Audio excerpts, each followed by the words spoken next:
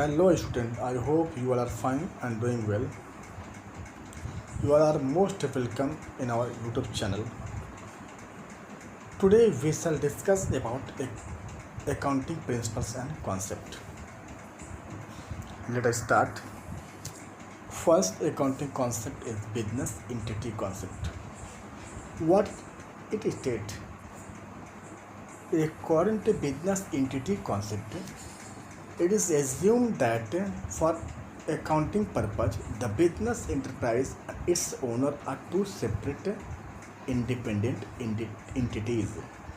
Thus, the business and personal transaction of its owner are separated from each other. Business अलग है, owner अलग है, और transaction business में हम उसी ट्रांजैक्शन को रिकॉर्ड करते हैं जो बिजनेस से जुड़ा हुआ है। ओनर के पर्सनल ट्रांजैक्शन को इग्नोर करते हैं। Because of this principle, whatever capital contributed by the owner in the business will be treated as internal liabilities. जो कैपिटल ओनर बिजनेस में कंट्रीब्यूट किया है उसे इंटरनल लायबिलिटीज़ माना जाता है, क्योंकि बिजनेस अलग है और ओनर अलग है। हम बिजनेस के ट्रांजैक्शन को रिकॉर्ड करते हैं, न कि ओनर के पर्सनल ट्रांजैक्शन को। और because of this principle whatever amount withdrawn by the owner from the business will be treated as a drawing. जब ओनर बिजनेस से पैसा निकालता है वह ड्राइंग कहलाता है। Drawing reduce the capital. Next one, money measurement concept. In business only those transaction and event are recorded which are measured in the terms of money. वही transaction, वही इवेंट बिजनेस में रिकॉर्ड किया जाता है जो money के term में measurable है। और अगर ट्रांजेक्शन को मनी के टर्म में मेजर नहीं कर पाएंगे तो it will not be recorded. This concept assumes that all the business transactions must be in the terms of money, that is in currency of a country. In our country, such transactions are terms of rupee. Going concern concept. What it states, according to going concern concept, it is assumed that business will run for indefinite period. Means the life of business is having indefinite life. Business की कोई life नहीं, indefinite period तक business run करेगा। This concept state that business firm will continue to carry on its activity for an indefinite period of time. Simply stated it means that every business entity has continuity of life, thus it will not be dissolve in near future. Resume करके हम transaction को record करेंगे। तो जब business की life indefinite होगी तो after expiry of certain time period owner is interested to know about the profit of business. तो गोइंग कंसर्न कॉन्सेप्ट की वजह से अकाउंटिंग पीरियड आया, और बिजनेस की लाइफ इंडेफिनिट है तो जो असेट है उसकी लाइफ है, उसी की वजह से हम फिक्स्ड और करंट असेट का क्लासिफिकेशन करते हैं। ऐसे असेट जिनकी लाइफ लंबी है और कॉल्ड फिक्स असेट, ऐसे असेट जिनकी लाइफ शॉर्ट है और called current asset. Accounting concept, cost concept. According to this concept, asset is recorded into the books at that price on which it was purchased or acquired. Accounting cost concept states that all the assets are recorded in the books of account at their purchase price. सभी asset को उस price पर record करते हैं जिस पे purchase किया गया है, क्योंकि परचेस प्राइस का हमारे पास एविडेंस है, बिल है, वाउचर है, कैश मेमो है। Which includes cost of acquisition, means asset is recorded into the books at acquisition price. Since acquisition price relate to past, that's what is called historical cost concept. Transportation and installation and not at its market price. जो भी चीज़ें हैं acquisition price है, transportation cost, installation cost जोड़ कर record होता है, market price पे कभी भी रिकॉर्ड नहीं होता है। इट मीन्स असेट को हम बुक्स में उसी प्राइस पर रिकॉर्ड करते हैं जिस पर परचेस किया गया है, न कि market price. Dual aspect concept है। What dual aspect concept state? It state that every debit must have corresponding credit. हर एक डेबिट का क्रेडिट है।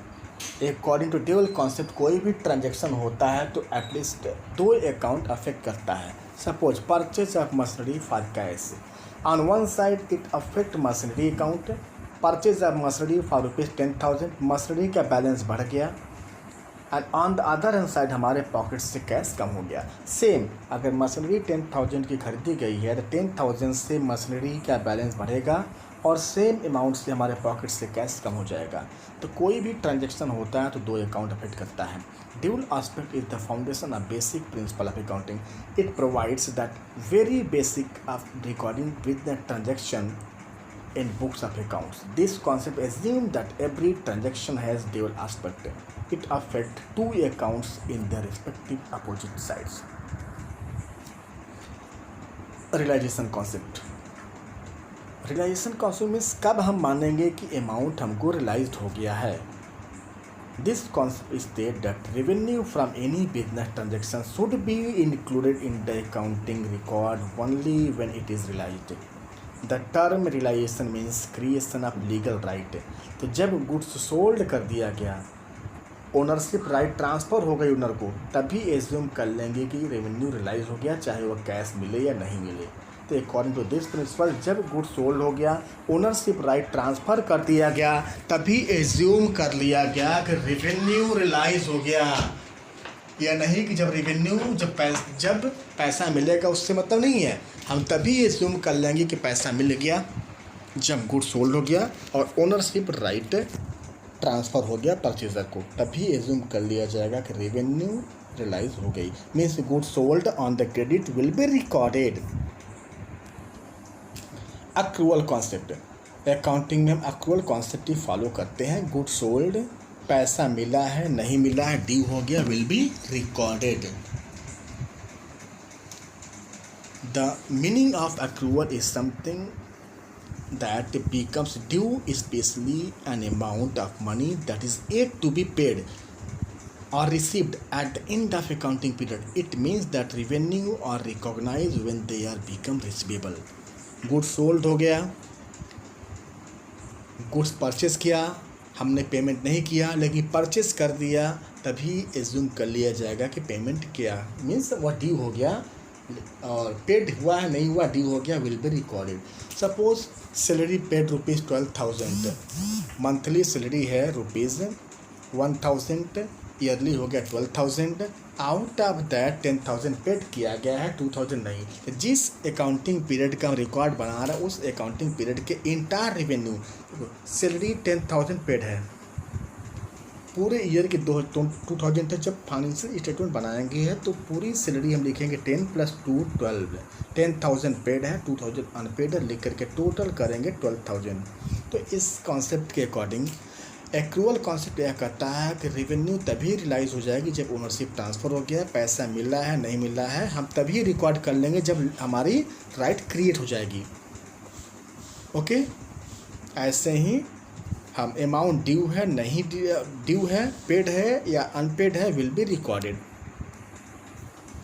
Matching concept, according to this concept जिस अकाउंटिंग पीरियड का रेवेन्यू होगा उस अकाउंटिंग पीरियड के revenue को उस अकाउंटिंग पीरियड के कॉस्ट से कंपेयर करना है। सपोज तो इसी साल का जिस साल का बन रहा है उस साल के रेवेन्यू को उस साल के अकाउंटिंग एक्सपेंसेस से कंपेयर करना है to a certain profit. 12,000 premium pay किया गया है, out of that 2,000 relate to next year, तो हम 12 - 2 कर देंगे कि वह 2,000 रुपये नेक्स्ट ईयर का है, इसलिए नेक्स्ट ईयर में आएगा। तो जो करंट जिस ईयर का बना रहे हैं उसी ईयर के रेवेन्यू को उसी ईयर के एक्सपेंस से कंपेयर करेंगे। कोई रेवेन्यू या एक्सपेंसेस आगे आने वाले साल का है तो we have to subtract. The matching concept state that revenue and the expenses incurred to earn the revenue must belong to same accounting period. हमने पैसा पे कर दिया एडवांस या कोई पैसा पास्ट ईयर का पे किया है तो we have to subtract current period के entire expenses whether paid whether और अनपेड विल बी रिकॉर्डेड। ऐसे इंटायर रेवेन्यू चाहे मिला है चाहे नहीं मिला है रिकॉर्ड किया जाएगा। रेंट पे 24,000 out of which 2,000 belongs two year 11 और हम बना रहे हैं 2012 का या 2010 का। 24,000 पे किया गया जिसमें 2,000 रुपये नेक्स्ट आने वाला ईयर का है। तो जो हम रेवेन्यू लेंगे जो एक्सपेंसेस लेंगे 24 - 2,000 22,000 रिकॉर्ड किया जाएगा बिकॉज 2,000 नेक्स्ट ईयर का है, वो नेक्स्ट ईयर में आएगा। तो ये ध्यान देना है कि जिस करंट ईयर का बना रहे हैं उसी ईयर के एक्सपेंसेस को कंपेयर करना उस ईयर के रेवेन्यू से। जनरेशन ऑफ, उसके बाद और है accounting period concept. Accounting period concept यह कहता है कि प्रॉफिट लॉस को असरटेन करने के लिए at the end of 12 month the owner will ascertain profit and loss of business. Accounting period को 12 मंथ में डिवाइड किया गया है। हो सकता है वह कैलेंडर ईयर ही हो या फाइनेंशियल ईयर हो। अकाउंटिंग पीरियड में ली जो गोइंग कंसर्न कॉन्सेप्ट है उसकी वजह से आया। गोइंग कंसर्न कॉन्सेप्ट यह कहता है कि बिजनेस की लाइफ इंडेफिनिट है, तो इट मीन्स जब लाइफ इंडेफिनिट है तो जब at the end when owner will ascertain the profit and loss, it means at the expiry of time period 12 month के बाद ओनर अपने बिजनेस की प्रॉफिट लॉस को असर्टेन करेगा। वही 12 मंथ का पीरियड जो है अकाउंटिंग पीरियड कहलाता है। Generation of voucher. Now vouchers, what is voucher?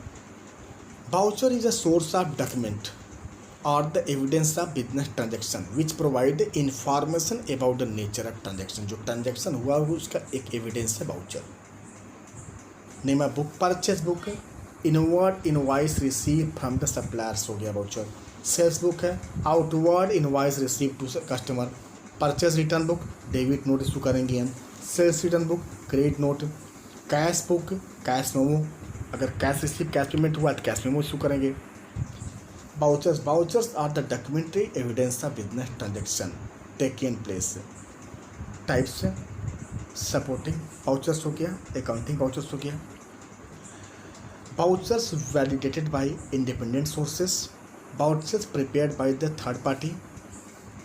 Accounting vouchers क्या है? कैश वाउचर्स हो गया, नॉन कैश वाउचर्स हो गया। नॉन कैश वाउचर्स मेनली जो क्रेडिट ट्रांजैक्शन होते हैं उनके लिए यूज किया जाता है। डेबिट वाउचर्स हो गया, एक क्रेडिट वाउचर्स हो गया। Okay, thank you very much.